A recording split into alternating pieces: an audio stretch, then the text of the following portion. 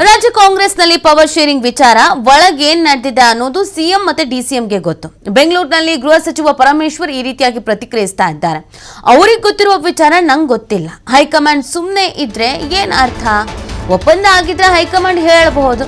ಹೈಕಮಾಂಡ್ಗೆ ಏನ್ ಮಾಡಬೇಕು ಅಂತ ಗೊತ್ತಿದೆ, ಯಾವ ರೀತಿ ಮ್ಯಾನೇಜ್ ಮಾಡಬೇಕು ಅಂತ ಗೊತ್ತಿದೆ. ಅಂತಿಮ ನಿರ್ಧಾರ ಹೈಕಮಾಂಡ್ ಮಾಡಬೇಕು. ಹೈಕಮಾಂಡ್ ಕರೆ ಬಂದ್ರೆ ಮಾತ್ರ ಎಲ್ಲ ಇತ್ಯರ್ಥ ಆಗೋದು ಅಂತ ಹೇಳ್ತಾ ಇದ್ದಾರೆ ಗೃಹ ಸಚಿವರು. ಇತ್ತರದೊಂದು ಪ್ರತಿಕ್ರಿಯೆ ಕೊಡ್ತಾ ಇರೋದು. ಸೊ ಇಬ್ಬರ ಮಧ್ಯೆ ಏನೋ ಒಪ್ಪಂದ ಆಗಿದೆ, ಮಾತುಕತೆ ಆಗಿದೆ, ಅದು ಏನಾಗಿದ್ದು ಹೈಕಮಾಂಡಿಗೆ ಗೊತ್ತಿರಬೇಕು. ಹಾಗಾಗಿ ಹೈಕಮಾಂಡ್ಗೆ ಏನು ಹೇಳುತ್ತೆ ನೋಡಬೇಕು. ಹೈಕಮಾಂಡ್ ಹೇಳೋವರೆಗೂ ಸುಮ್ಮನಿರಬೇಕು. ಒಪ್ಪಂದ ಆಗಿದ್ರೆ ಹೈಕಮಾಂಡ್ ಹೇಳ್ಬೋದು ಅಂತ ಹೇಳಿದ್ದಾರೆ.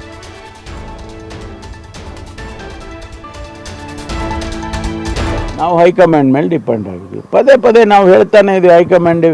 ಈಗ ನೀವು ಕೇಳ್ತೀರಪ್ಪ ಒಪ್ಪಂದ ಆಗಿದೆಯಾ, ಯಾರು ಹೇಳಿದ್ದು ಒಪ್ಪಂದ ಆಗಿದೆ ಅಂತ? ಅವ್ರು ಏನಾರ ಹೈಕಮಾಂಡ್ನವ್ರು ಹೇಳಿ ಅಲ್ಲ. ಶಿವಕುಮಾರ್ ಅವ್ರ ಪಾಪ ಅವ್ರ ಅಭಿಪ್ರಾಯ, ಅವ್ರಿಗೆ ಗೊತ್ತಿರೋ ವಿಚಾರ ನಮ್ಗೆ ಗೊತ್ತಿಲ್ಲ.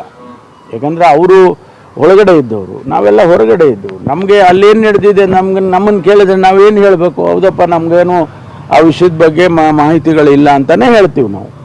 ಮಾಹಿತಿ ಇದ್ದರೆ ಹೇಳ್ಬೋದು, ನಿಮ್ಮ ಹತ್ರ ಶೇರ್ ಮಾಡ್ಬೋದು.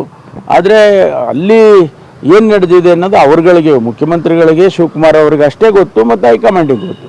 ಹೈಕಮಾಂಡ್ ಸುಮ್ಮನೆ ಇದ್ದಾರೆ ಅಂತ ಅಂದಾಗ ನಾವೇನು ಅಂದ್ಕೊಳ್ಬೇಕು? ಏನು ಆಗಿಲ್ಲಪ್ಪ ಅಂತ ಅಂದ್ಕೋಬೇಕು. ಆಗಿದ್ದರೆ ಹೇಳ್ಬೋದು ಅವರು, ಅಥವಾ ಕ್ರಮ ತಗೋಬೋದು. ಈಗ ಅವರು ಅದನ್ನೇನು ಹೇಳಿದೆ, ಹೈಕಮಾಂಡು ತೀರ್ಮಾನ ಮಾಡದೆ ನಮ್ಗಳನ್ನು ಕೇಳಿದ್ರೆ ನಾವು ಹೇಳೋ ಸ್ಥಿತಿಯಲ್ಲಿ ಇರೋದಿಲ್ಲ. ಹೈಕಮಾಂಡ್ ನಡೆನೇ ಕಾರಣ ಆಗ್ತಿದೆ ಅಂತ ಅಲ್ಲ, ಹೈಕಮಾಂಡು ಅವ್ರಿಗೆ ಗೊತ್ತಿದೆ ಯಾವಾಗ ಏನು ಮಾಡಬೇಕು ಅಂತ ಗೊತ್ತಿದೆ ಅವ್ರಿಗೆ. ಇಂಥ ಸನ್ನಿವೇಶಗಳನ್ನು ಭಾಳಷ್ಟು ನೋಡಿದ್ದಾರೆ ಅವರು. AICCನವರು ಅನೇಕ ರಾಜ್ಯಗಳಲ್ಲಿ ಇಂಥ ಸನ್ನಿವೇಶ ಬಂದಾಗ ಯಾವ ರೀತಿ ಹ್ಯಾಂಡಲ್ ಮಾಡಬೇಕು ಮಾಡ್ತಾರೆ. ಅದಕ್ಕೆ ನಾವು ಯಾವಾಗಲೂ ಏನು ಹೇಳ್ತೀವಿ ಅಂತ ಹೇಳಿದ್ರೆ, ಮೆಟ್ರೋ ಟಿಕೆಟ್ ದರ ಜಟಾಪಟಿಯ ವಿಚಾರ ಬೆಂಗಳೂರಿನಲ್ಲಿ ಗೃಹ ಸಚಿವ ಪರಮೇಶ್ವರ್ ಅವರು ಪ್ರತಿಕ್ರಿಯೆ ಕೊಟ್ಟಿದ್ದಾರೆ. ಮೆಟ್ರೋ ದರ ಬಗ್ಗೆ ಪದೇ ಪದೇ ಗೊಂದಲ ಆಗತ್ತೆ. ಕೇಂದ್ರ ಮತ್ತು ರಾಜ್ಯ ಸರ್ಕಾರ ಒಟ್ಟಾಗಿ ನಿರ್ಧಾರ ಮಾಡಿದೆ. ಈಗ ಕೇಂದ್ರ ದರ ಏರಿಕೆಗೆ ತಡೆ ಕೊಟ್ಟಿದೆ. ಮುಂದೆ ಏನ್ ಮಾಡಬೇಕು ಅಂತ ಚರ್ಚೆ ಆಗತ್ತೆ. ದರ ನಿಗದಿ ಸಮಿತಿಗೆ ಸ್ವಾಯತ್ತತೆ ಕೊಡಲಾಗಿದೆ ಅಂತ ಹೇಳಿದ್ದಾರೆ. ಈ ಮೆಟ್ರೋದು ಪದೇ ಪದೇ ಗೊಂದಲ ಆಗೇ ಆಗ್ತದೆ. ಅವರು ನಾವು ಇಬ್ಬರು ಸೇರಿ ಮಾಡುವಂಥದ್ದು ಯೋಜನೆ ಇದು. ಅವರು ಕೂಡ ಕನ್ಸಲ್ಟ್ ಮಾಡಲೇಬೇಕಲ್ಲ, ಇನ್ಕ್ರೀಸ್ ಮಾಡೋಕ್ಕಾಗಲಿ ಡಿಕ್ರೀಸ್ ಮಾಡೋಕ್ಕಾಗಲಿ. ಈಗ ಅವರು ಹೋಲ್ಡ್ ಮಾಡಿದ್ದಾರೆ. ಮುಂದೆ ಅದು ಎರಡು ರಾಜ್ಯ ಮತ್ತು ಕೇಂದ್ರ ಎರಡು ಸೇರಿಕೊಂಡು ಅಂತಿಮವಾಗಿ ಏನು ತೀರ್ಮಾನ, ಯಾಕೆಂದರೆ ಅದಕ್ಕೆ ಆಟೋನಮಸ್ ಸ್ಟೇಟಸ್ ಕೊಟ್ಟಿದ್ದಾರೆ. ಅಲ್ಲಿನ CMD ರಾಜ್ಯ ಸರ್ಕಾರವನ್ನು ಕೇಳ್ಕೊಂಡು ಏನು ಮಾಡೋದಿಲ್ಲ. ಅವ್ರ ತೀರ್ಮಾನಗಳನ್ನು, ಅದು ಬೋರ್ಡ್ ಇರೋದ್ರಿಂದ ಅವ್ರ ತೀರ್ಮಾನನ ಮಾಡ್ತಾರೆ. ಯಾಕೆಂದರೆ ನಾನು ಕೂಡ ಒಂದಷ್ಟು ದಿವಸ ಅದರಲ್ಲಿ ಇನ್ಚಾರ್ಜ್ ಆಗಿದ್ದೆ ನಾನು ಮೆಟ್ರೋದಲ್ಲಿ ಕೂಡ. ಆದರೆ ಅದನ್ನು ನಾವು ಕೇಳುವಂಥದ್ದು, ರಾಜ್ಯ ಸರ್ಕಾರ ನಿಯಂತ್ರಣ ಮಾಡುವಂಥದ್ದು ಕಷ್ಟ ಇರುತ್ತೆ. ಕಮಿಟಿ ಬೇರೆ ಮಾಡ್ಬೋದು, ಕಮಿಟಿಯನ್ನು ಬೇರೆ ಮಾಡ್ಬೋದು. ಕಮಿಟಿ ಮಾಡಿದ ತಕ್ಷಣ ನಮ್ಮನ್ನು ಕೇಳೇ ಮಾಡ್ತಾರೆ ಅಂತ ಏನಿಲ್ಲ. ಅವರು ಅವ್ರದ್ದೇ ಆದಂಥ ಡೈರೆಕ್ಷನ್ಸ್ಗಳು ಕೇಂದ್ರ ಸರ್ಕಾರದಿಂದ ಬಂದಿರುತ್ತೆ. ಆ ಹಿನ್ನೆಲೆಯಲ್ಲಿ ಮಾಡ್ತಾರೆ. ಈ ಮೆಟ್ರೋದು ಪದೇ ಪದೇ ಗೊಂದಲ ಆಗೇ ಆಗ್ತದೆ. ಅವರು ನಾವು ಇಬ್ಬರು ಸೇರಿ ಮಾಡುವಂಥದ್ದು ಯೋಜನೆ ಇದು. ಮಾಹಿತಿ ನೀಡ್ತಾರೆ ನಮ್ಮ ಪ್ರತಿನಿಧಿ ರಾಕೇಶ್. ಆಗ್ತಾ ಇರುವಂಥ ಡೆವಲಪ್ಮೆಂಟ್, ಒಂದು CM ಬದಲಾವಣೆ ವಿಚಾರ, ಈಗ ಇನ್ನೊಂದು ಮೆಟ್ರೋ ದರದ ವಿಚಾರ.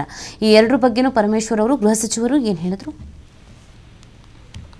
ಪ್ರಶ್ನೆ ಮತ್ತೊಮ್ಮೆ ರಾಕೇಶ್, ನನ್ನ ಧ್ವನಿ ಕೇಳಿಸ್ತಾ ಇದ್ರೆ ಈಗ ಸದ್ಯ ಚರ್ಚೆ ಆಗ್ತಾ ಇರೋದು ಒಂದು CM ಬದಲಾವಣೆಯ ವಿಚಾರ, ಇನ್ನೊಂದು ಈ ಮೆಟ್ರೋ ದರದ ವಿಚಾರ. ಈ ಎರಡೂ ವಿಚಾರಕ್ಕೆ ಸಂಬಂಧಪಟ್ಟಂತೆಗೆ ಗೃಹ ಸಚಿವರು ಏನೆಲ್ಲ ಕ್ಲಾರಿಟಿ ಕೊಟ್ಟಿದ್ದಾರೆ?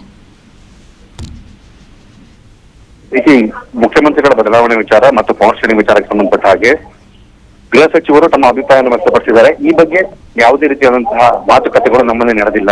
ಒಂದು ವೇಳೆ ಅಂತ ಬದಲಾವಣೆಗಳು ಏನಾದರೂ ಇದ್ರೂ ಕೂಡ ಅದನ್ನು ಹೈಕಮಾಂಡ್ ನಾಯಕರು ನೋಡ್ಕೊಳ್ತಾರೆ ಅನ್ನುವಂತ ಮಾತನ್ನು ಹೇಳ್ಕೊಂಡಿದ್ದಾರೆ. ಇನ್ನೊಂದು ಮೆಟ್ರೋ ವಿಚಾರಕ್ಕೆ ಸಂಬಂಧಪಟ್ಟ ಹಾಗೆ, ಬೆಲೆ ಏರಿಕೆ ವಿಚಾರಕ್ಕೆ ಸಂಬಂಧಪಟ್ಟ ಹಾಗೆ ರಾಜ್ಯ ಸರ್ಕಾರದ ಕೈಯಲ್ಲಿ ಏನೂ ಇಲ್ಲ. ಎಲ್ಲವೂ ಕೂಡ ಕೇಂದ್ರದ ಜೊತೆ ಚರ್ಚಿಸಿ ನಿರ್ಧಾರ ಮಾಡಬೇಕು. ಆ ಶಿಫಾರಸಿನ ಅನ್ವಯವನ್ನ ನಾವು ಕೆಲಸವನ್ನ ಮಾಡ್ತೇವೆ. ದರ ಏರಿಕೆ ವಿಚಾರದಲ್ಲಿ ಕೇಂದ್ರವನ್ನ ಪ್ರಶ್ನಿಸಬೇಕಾದಂತಹ ಅನಿವಾರ್ಯತೆ ಇದೆ. ಸದ್ಯಕ್ಕೆ ರಾಜ್ಯದ ಸಂಸದರು ಮನವಿಯನ್ನ ಮಾಡಿ ಕೇಂದ್ರ ನಾಯಕರ ಬಳಿ ದರ ಏರಿಕೆ ವಿಚಾರವನ್ನ ಪ್ರಸ್ತಾಪ ಮಾಡಿ ಅದನ್ನ ತಡೆ ಹಿಡಿಯುವಂತದನ್ನ ಮಾಡ್ಕೊಂಡಿದ್ದಾರೆ. ಮುಂದೆ ಅದರ ಬಗ್ಗೆ ಚರ್ಚೆ ನಡೆಸಿ ಏನಾಗಬಹುದು ಅಥವಾ ಏನ್ ಮಾಡಬೇಕು ಅನ್ನೋದ್ರ ಬಗ್ಗೆ ನಾವು ನಿರ್ಧಾರವನ್ನ ಮಾಡ್ತೇವೆ ಅನ್ನುವಂತ ಮಾತನ್ನ ಹೇಳ್ಕೊಂಡಿದ್ದಾರೆ. ಥ್ಯಾಂಕ್ ಯು ರಾಕೇಶ್, ತಮ್ಮ ಡೀಟೇಲ್ಸ್ಗಾಗಿ.